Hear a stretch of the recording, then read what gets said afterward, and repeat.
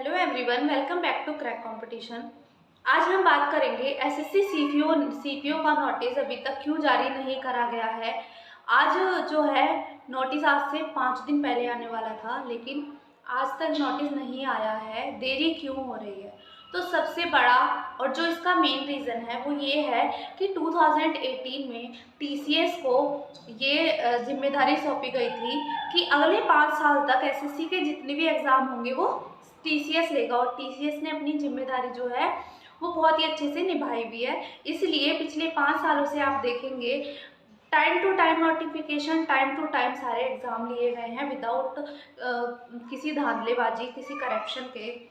तो अब एसएससी को ये दोबारा से डिसाइड करना पड़ेगा, क्योंकि 5 साल टीसीएस के कंप्लीट हो चुके हैं, कि टीसीएस ही आगे कंटिन्यू करे एग्ज़ाम लेना या फिर किसी और बोर्ड को वो टेंडर दे।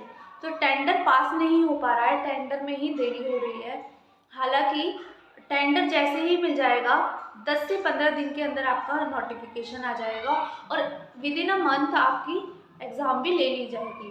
तो बाद में आप रोइएगा मत कि हमको जो है बिल्कुल भी टाइम नहीं दिया है, एसएससी ऐसा कैसा कर सकती है, क्योंकि टाइम एसएससी ने आपको अब दिया हुआ है। तो ये जो टाइम है इसको अपनी प्रिपरेशन पे लगाइए। आप परेशान मत होइए कि नोटिफिकेशन नहीं आया है, पता नहीं कब आएगा, आएगा या नहीं आएगा। नोटिफिकेशन ज़रूर आएगा।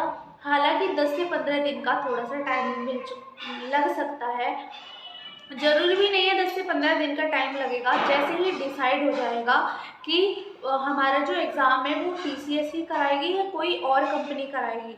कभी कभी ऐसा क्या होता है ना कि टीसीएस ने किसी और चीज़ और एग्ज़ाम्स के भी टीसीएस ने और भी एग्ज़ाम्स के टेंडर लिए हुए होते हैं, तो उनके पास डेट नहीं होती है। ऐसे में एसएससी को जो है इस एग्ज़ाम की डेट को आगे बढ़ाना पड़ेगा। वो एसएससी बिल्कुल करना नहीं चाहता है। तो अगर टीसीएस के पास डेट होगी तो आगे भी टेंडर टीसीएस को दिया जाएगा। अगर टीसीएस के पास डेट नहीं होगी तो ये टेंडर किसी और कंपनी को दिया जाएगा।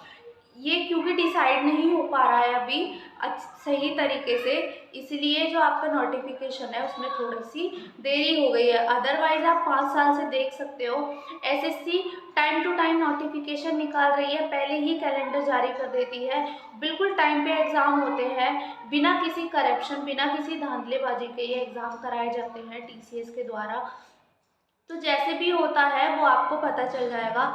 हालांकि अगर टीसीएस ने कोई और कंपनी इसका टेंडर ले लेती है तो फिर आपको जो आपका एग्ज़ाम होगा उसके पैटर्न में भी थोड़ा सा चेंज देखने को मिल सकता है, क्योंकि हर कंपनी का एक अलग तरीका होता है कि उसको पेपर कहाँ से पूछना है, कहाँ से पेपर उठाना है।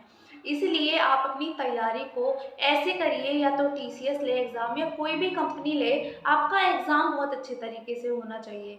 तो अपने एग्ज़ाम पे ज़्यादा से ज़्यादा फोकस करिए। एसएससी सीपीओ का जो एग्ज़ाम है उसमें जो कट ऑफ है वो भी प्री की इतनी ज़्यादा नहीं जाती है जितनी बाकी में जाती है, ठीक है। और अगर आपने एक बार प्री क्लियर कर दिया, उसके बाद जो मेंस है वो सिर्फ और सिर्फ इंग्लिश का है। आपको सिर्फ और सिर्फ 3 महीने, 2.5 से 3 महीने इंग्लिश पढ़ने के लिए दिए जाएंगे। तो 2.5 से 3 महीने अगर कोई इंसान सिर्फ इंग्लिश ही पढ़ेगा तो वो बहुत ही ज़्यादा उसमें स्कोर कर सकता है। हालांकि और इसमें कंपटीशन भी बहुत कम रहता है, क्योंकि कम किस लिए रहता है इसमें जो कंपटीशन है वो कम इसलिए रहता है क्योंकि एसएससी सीजीएल तो कोई भी बच्चा एग्ज़ाम दे सकता है अगर उसके पास ग्रेजुएशन है और साथ ही एज है। लेकिन एसएससी सीपीओ का एग्ज़ाम सिर्फ वही बच्चे दे सकते हैं जिनके पास एज भी हो, साथ ही साथ ग्रेजुएशन भी हो, और उसके साथ साथ मोस्ट इम्पॉर्टेंट चीज़ हाइट हो।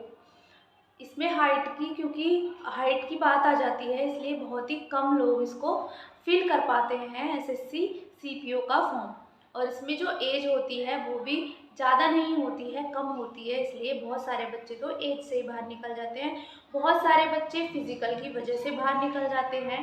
इसीलिए अगर आपकी हाइट है और आप भी एसएससी सीपीओ के नोटिफिकेशन का वेट कर रहे हैं तो वेट मत करिए, नोटिफिकेशन कभी भी आ जाएगा। आप अपनी तैयारी को उस स्पीड में लगा दीजिए जैसे कि नोटिफिकेशन आपके पास आ गया हो।